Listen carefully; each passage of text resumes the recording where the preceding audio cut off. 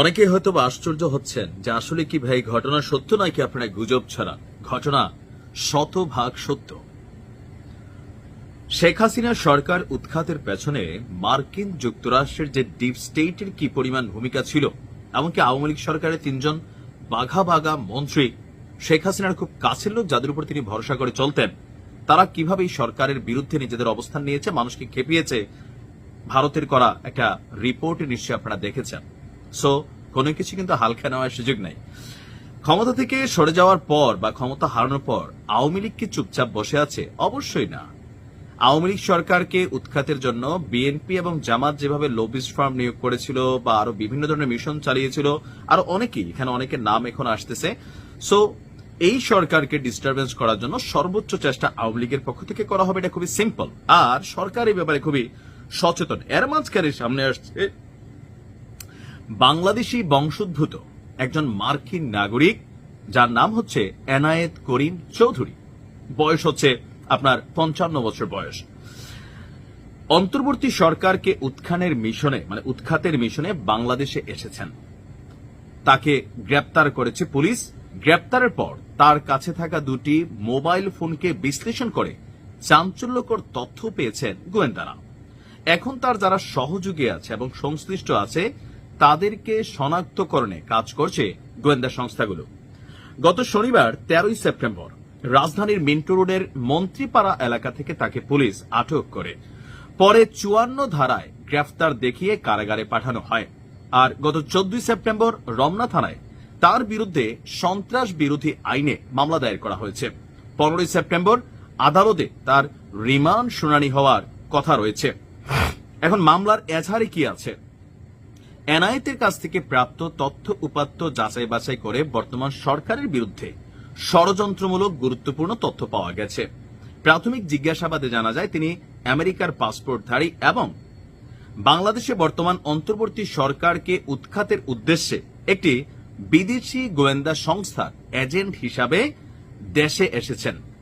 গত 6 September new York থেকে ঢাকায় এসে প্যান প্যাসিফিক সোনারগাঁও হোটেলে তিনি অবস্থান করছেন এবং পরবর্তী সময়ে রাজধানীর অন্য ঠিকানায় বসবাস করতে থাকেন।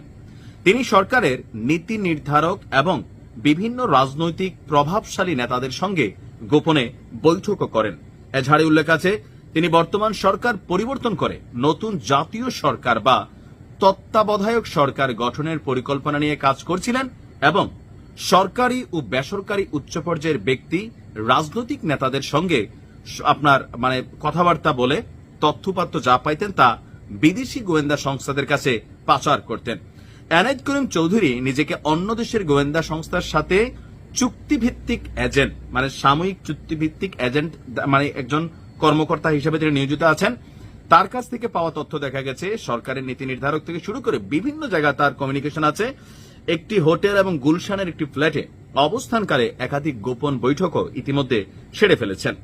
মহানগর গোয়েন্দা পুলিশের ডিবির কর্মকর্তা বলছেন, এনআইএর মোবাইল ফোন এবং নথিপত্র বিশ্লেষণ করে আমরা গুরুত্বপূর্ণ তথ্য পেয়েছি। তদন্তের স্বার্থে প্রকাশ করা হচ্ছে না, আর রিমান্ডে নিয়ে আরো জিজ্ঞাসাবাদ করা হবে এবং তার ফোন থেকে পাওয়া প্রাপ্ত তথ্য, ব্যক্তিরা যাদের নাম ঠিকানা বিভিন্ন আছে, তো তাদেরকেও খোঁজা হবে। এনায়েত করিমের বক্তব্য, যেটা গোয়েন্দারা বলছে যে পুলিশের কাছে দেওয়া তার বক্তব্য, বর্তমান অন্তর্বর্তী সরকার দুর্বল অবস্থায় আছে, সেনাবাহিনীর সাথে তাদের দূরত্ব তৈরি হয়েছে। তো তিনি নতুন একটি জাতীয় সরকার বা তত্ত্বাবধায়ক সরকার গঠনের জন্য কাজ করছিলেন। আমেরিকান সরকার বর্তমান অন্তর্বর্তী সরকারের প্রতি অসন্তুষ্ট, ট্রাম্প সরকার ইউনূস সরকারের প্রতি অসন্তুষ্ট। তার ট্রাম্পের নির্দেশেই বা আমেরিকার বিভিন্ন গোয়েন্দা সংস্থাগুলো আছে যারা বাংলাদেশে অতীতেও কাজ করছে, এমনকি তারা যারা কাজ করে তখন দেশের মানুষের সহযোগিতা নেয়। তো তার কি ট্রাম্পের নির্দেশেই সরকার উৎখাতের পরিচালনা? আমেরিকার সরকার যে এখন এমনকি গোয়েন্দাদের এনায়েত আরো জানিয়েছে আগামী 21 অক্টোবরে সুপ্রিম কোর্টের রায় ঘোষণার পর তত্ত্বাবধায়ক সরকার ব্যবস্থা পুনঃপ্রতিষ্ঠিত হবে। কে সরকার প্রধান হবেন এবং কারা অংশ নেবেন তা আমেরিকা নির্ধারণ করবেন বলে এনায়েত উল্লেখ করেন। তা আপনি বুঝতেই পারতেছেন যে আমেরিকার নীল নকশা কোন পর্যায়ে চলে গেছে ডক্টর ইউনূস সরকারকে উৎখাতের জন্য। এখন এনায়েতের বক্তব্য সত্য হইতে পারে, মিথ্যা হইতে পারে, বাট আমরা গণমাধ্যমে যা পাইলাম খুবই ভয়ঙ্কর। ভালো থাকুন, সাবধানে থাকুন।